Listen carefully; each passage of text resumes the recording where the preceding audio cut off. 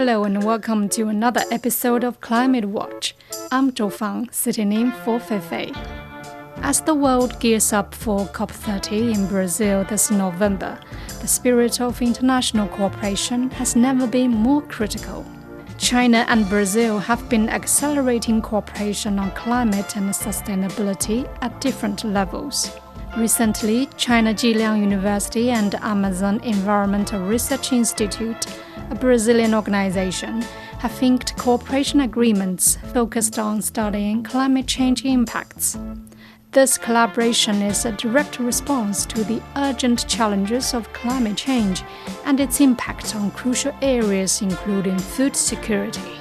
A critical nexus of their research is understanding how a warming planet threatens agricultural production and how protecting forests is essential for stable food supplies for both countries. The two sides also established the Sino-Brazilian Sustainable Development Center as part of joint efforts to build a China-Brazil community with a shared future for a more just world and a more sustainable planet. In March, Brazilian President Luiz Inácio Lula da Silva called for a mutirão to take immediate and collective climate action and a rapid transition to decarbonized economies. Mutirão is a concept of indigenous origin that means working together for common good. Framing it as a global COP30 effort to tackle climate change, the call has set the tone for the upcoming COP30 conference to be held in Belém, Brazil. The partnership between the two sides also exemplifies this indigenous concept of mutirão, with different parties working together to address climate issues for the common good.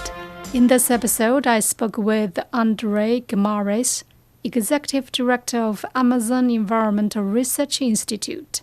We discussed the goals of the newly established cooperation, including the Sino-Brazilian Sustainable Development Center and the vital role of China-Brazil cooperation in shaping the global climate agenda. So, André, thank you for coming to our show. Our topic today is, of course, your organization's cooperation with China Zhejiang University. So, first of all, please briefly introduce the cooperation between your organization, which is Amazon Environmental Research Institute and China Zhejiang University. I know the two sides signed cooperation agreements. So, what about the agreements?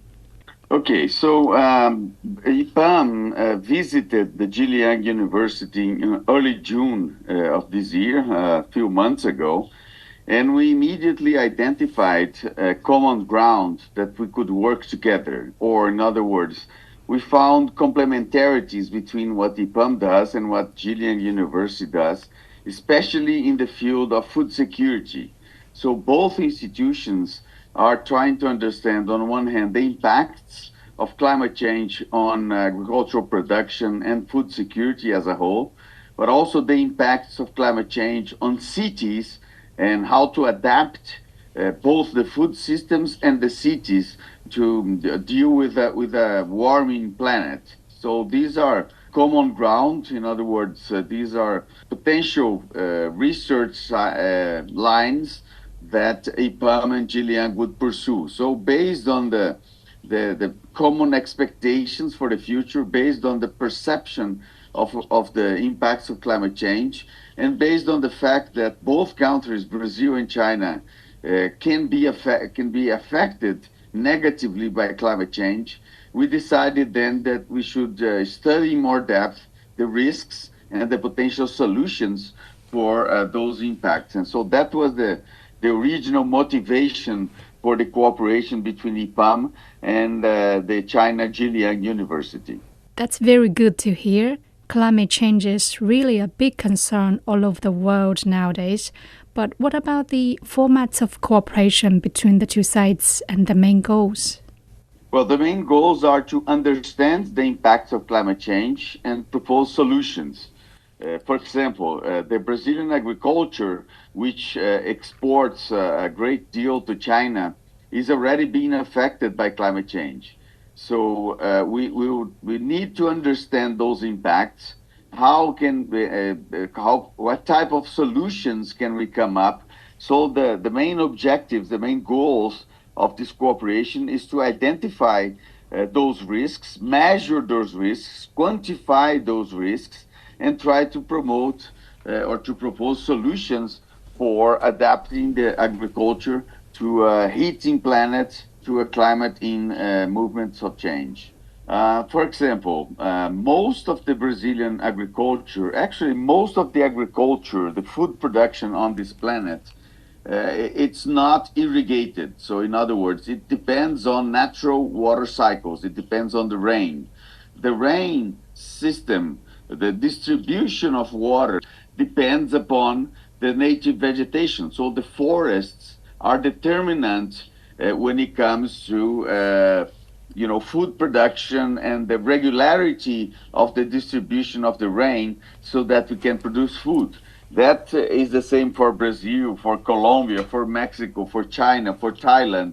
Most of the countries that do produce agriculture, they depend upon natural water cycles. And those water cycles, those rain cycles, are defined by the native vegetation. So the research that IPAM does in Brazil is beginning to understand that we need to keep the forests into the agricultural system so the rain is established, is distributed so that we can produce food. So if we let the planet temperature increase, it will affect the forests, may create forest degradation, may provoke forest fires, which will provoke, how can I say, will provoke risks to the natural irrigation system, which are the forests. So more temperature, more fires, more degradation of the forests, less rain, risk for food production. So that sequence, that rationale is what we're trying to understand and find ways to mitigate or to adapt the production, the agricultural production, to a future in which the temperature is increasing. Well, talking about agricultural products, actually, China has been importing different kinds of agricultural products from Brazil, including soybeans and beef. I know your country has been committed to reducing deforestation while producing various kinds of agricultural products. Since your institute is called Amazon Environmental Research Institute, I was wondering how your institute can help promote agricultural trade between China and Brazil. Sure, the question is very good. It is a fact that Brazil and China are long-standing partners in exports and imports. So Brazil exports lots of food and grains and agricultural products to China.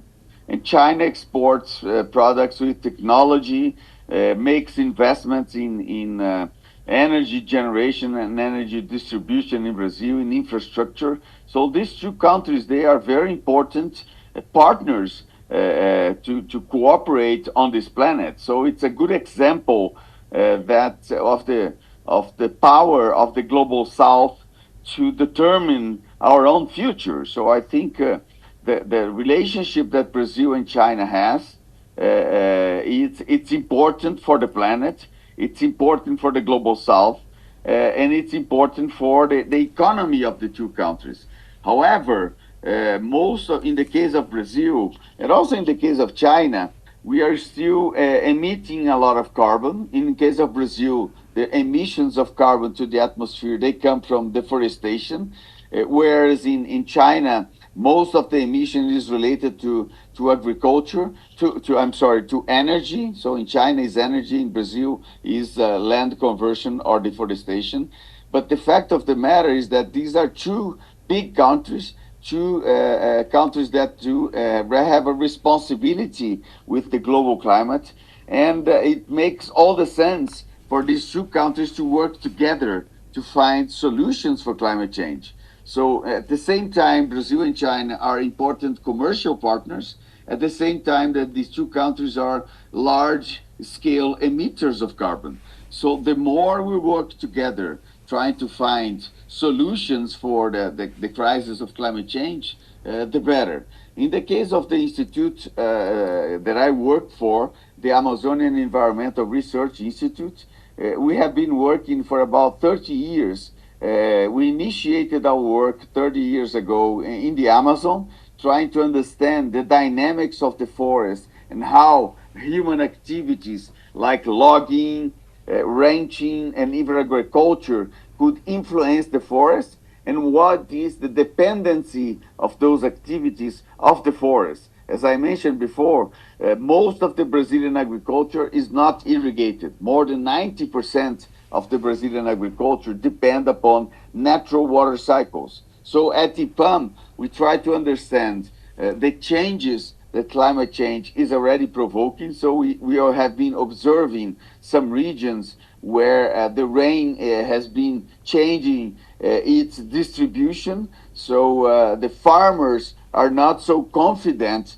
that they would have rain enough to plant their crops. So there are potential shortages in the production in the future because of climate change, and we want to avoid that. So the research that IPAM has been doing over the past 30 years, as I said, initiated in the Amazon, and since about 20 years, we have been also studying and understanding the human impacts in nature on the savannas, the Brazilian Cerrado, the so-called Brazilian savannas in the central Brazil. So we are studying the Amazon and studying the savannas and trying to understand the impacts of climate change in the forests and in the native vegetation, and consequently in the capacity of Brazil to produce agriculture. So what we want to avoid is future inflation of prices, for example, because of shortages in production caused by climate change. So that's what we are trying to avoid. And once again, this is important for Brazil as an exporter of food and agricultural commodities for China. And this is also important for China because it relies on Brazilian production of agricultural goods to supply to your population. So nothing better and nothing more proper than these two countries to sit down and try to identify the risks and how they can work together. IPAM is then offering its services and its intelligence capacity with its scientists to try to find solutions for, at the same time, we increase and export more goods and more production of agriculture at the same time that we protect more forests. So that's the paradigm that IPAM has been working on, and we hope to continue doing this work in partnership with Zhejiang University. And actually, in 2024, the two countries announced efforts to build a China-Brazil community with a shared future for a more just world and more sustainable planet. This time, your institute and Zhejiang University also established the Sino-Brazilian Center for Sustainable Development. So could you please tell me something about the center and what role do you think the center will play in facilitating the aforementioned cooperation between the two sides? Well, the center is basically a formalization of the partnership between Zhejiang University, IPAM, and other partners. It's relevant to say that the United Nations Environmental Program, the UNEP, the UNEP, is also involved in this partnership. So UNEP was responsible for introducing IPAM to the Zhejiang University. So they are supporting this initiative of creating the Sino-Brazilian Center for Sustainable Development.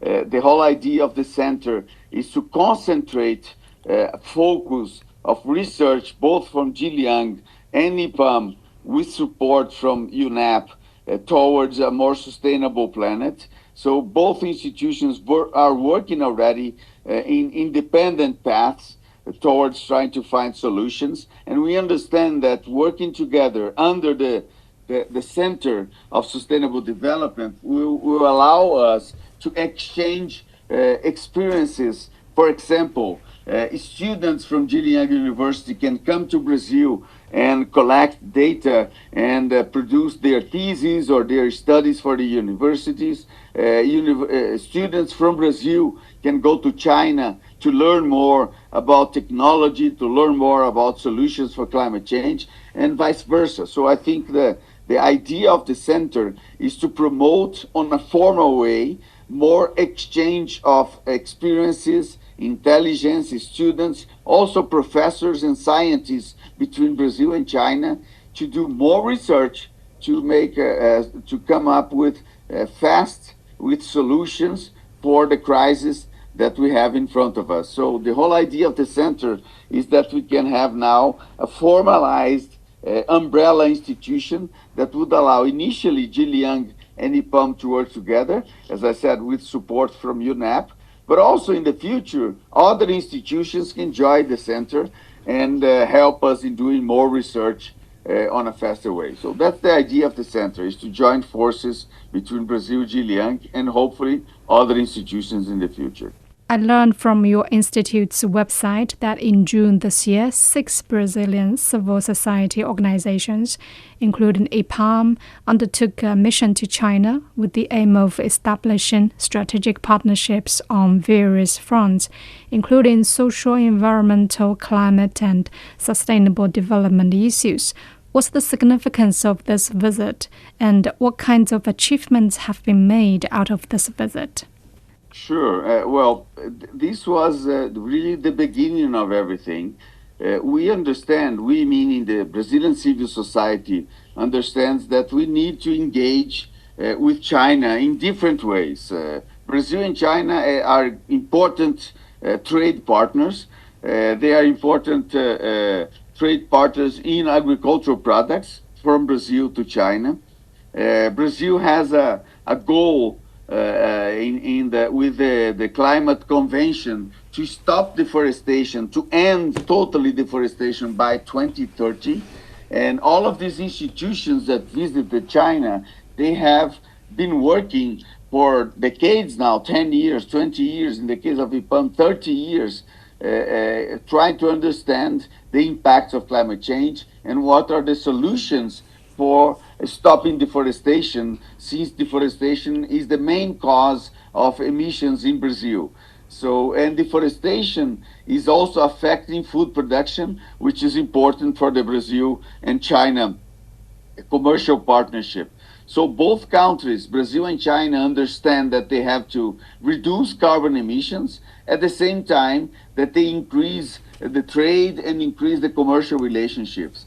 The only way to do that on an efficient way is understanding the impacts of climate change. So the main objective of this mission to China, which took place in June, was to identify institutions in China, universities, think tanks, governmental agencies that do have the same concern that these institutions, these Brazilian institutions have, in order to establish partnerships to cooperate and once again come up with solutions faster than the individual efforts of each institution. So the whole idea of this mission was to learn more from China, to identify institutions to cooperate and build partnerships in order to do science and to do work towards a more sustainable planet together.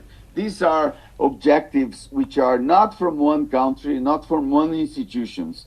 These are problems and challenges that countries and institutions have to work together. And the more we work together, the more access to solutions we will have, and the faster the access to solutions will be. So that was the spirit of this mission. The idea, the intention was to establish partnerships, and I think the partnership between IPAM and Jiliang University to create or to promote the development of the Sino-Brazilian Center for Sustainable Development is a good example of a concrete result from this initial visit from China, Chinese institutions from Brazilian institutions to China, and we want to promote more of those exchanges. So we intend to have more institutions from Brazil visiting China to learn about China and to identify potential cooperation with Chinese institutions. At the same time, that we would like to promote the visit of Chinese institutions to Brazil and improve the commercial and the scientific cooperation between these two nations. Andre, I know one of the most important words being used by the COP30 presidency is, correct me if I'm wrong, Muchilong, a concept of indigenous origin that means working together for common good. So, how will your cooperation with Zhejiang University exemplify the Muqilong spirit of working together for common good, and how will it contribute to COP30 conference's goals? Well, the challenge of climate change, or the solution for the challenge of climate change, needs cooperation. It's not a solution that will come from one country alone or from one sector, not even from one continent. This is a global problem. The planet is heating. So all of the planet or all of the human activities, they have to be, redesigned or rethought in order to adapt to climate change. So we need to continue producing food, using less area, but increasing the production. We need to be more efficient in the use of technology. We need to be smart enough to use AI, for example, artificial intelligence, to help us adapt to climate change. So this is a global challenge. And we need to work together. The COP presidency has defined three main objectives or three main goals or macro goals for the COP30 success. Number one is increase ambition. So countries and sectors and economic sectors, they need to be more ambitious. We need to comply. Our NDC complies with our NDCs, our national determined contributions. In other words, the commitments of each country to the Paris Agreement. We need to do that faster. We need to do, for example, in the case of Brazil, Brazil was thinking about reducing only illegal deforestation by 2030. Now Brazil is committed to end all deforestation by 2030. So deforestation is the main source of emissions from Brazil. So in the case of Brazil, increasing ambition means doing more on a faster way. So that's the first main objective of COP30, have the countries increasing ambition and reducing deforestation and reducing carbon emissions faster than they were committed in the Paris Agreement 10 years ago. Point number one. Point number two, or priority number two for the COP30 presidency is precisely translating the oftentimes challenging a difficult language of climate change to ordinary people. So what the families can do, what do individuals can do, what the consumers can do. So the second challenge of the COP30 is precisely translating the challenge and the demands of new behavior for people on the streets, for people that are not specialized in climate change and in the negotiations and so on. So that's the objective number two of the COP30 presidency. And objective number three is to promote multilateralism. In other words, to engage countries to work together. And finally, that's precisely what the word mutirão means, is working together, because that's the only way that we will solve the climate change challenge on a planetary scale, is working together. Once again, one country alone, even powerful countries like Brazil, China, United States, etc., alone, they cannot solve all the problem. We need the engagement of different countries, and we need to work together. And that's precisely what the COP presidency mutirão word calls for, working together, working in cooperation, trying to find strategies and actions that would benefit us all collectively. You talked about the upcoming COP30. It will be held in Belém, Brazil this November.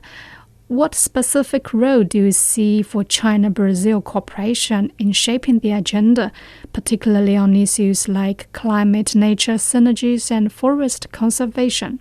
Well, first of all, it's important to say that both countries, Brazil and China, are mega diverse countries We are countries which have a large scale. We have big populations. So Brazil and China do have a responsibility to lead the planet, especially in a moment in which we are observing fragilities and changes in the global geopolitics because of the United States tariff policies. It's affecting the trade all over the world. It's affecting the relationship between the countries. It's affecting the projections of development and of growth for most countries. This is affecting the commercial relations and the investments globally.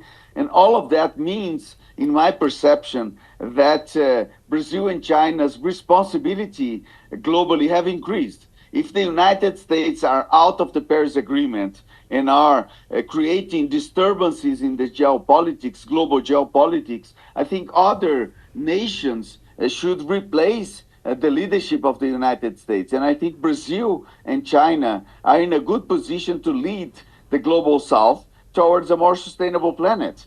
What we need now is to redesign the paradigm that took us to live on this planet. And we need to replace the model of development that we have had so far with a more sustainable one. We need to make the industry cleaner. We need to make the agriculture with less deforestation. We need to produce and generate technology that would save natural resources. We need to stop the emission of fossil fuels. So all of those challenges demand collaboration and demand partnerships. And once again, in a planet that has been changing radically its geopolitics in such a small period of time, I think the relevance and the importance of this partnership between Brazil and China is even more greater than it was a few months ago. So I think the planet and all the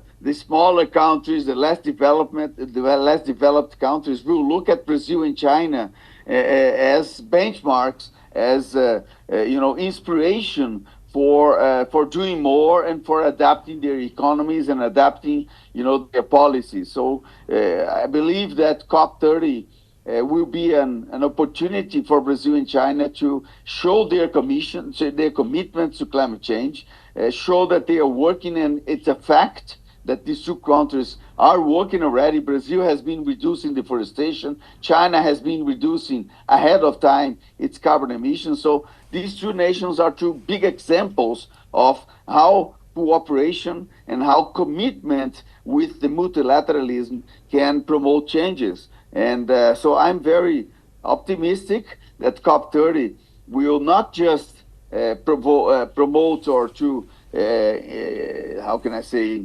incentivize or somehow have people having hope with the future of the climate. But even more than that, I think COP30 is an opportunity for the relationships between the nations to get stronger, and more commitments would come, and more results and faster results would come from this cooperation. So the way I see, from where I see, Brazil and China do have a big responsibility in leading initially the global South, but at the end of the day, all of the planet into a new paradigm, a paradigm in which we can live better and live in more harmony with this planet.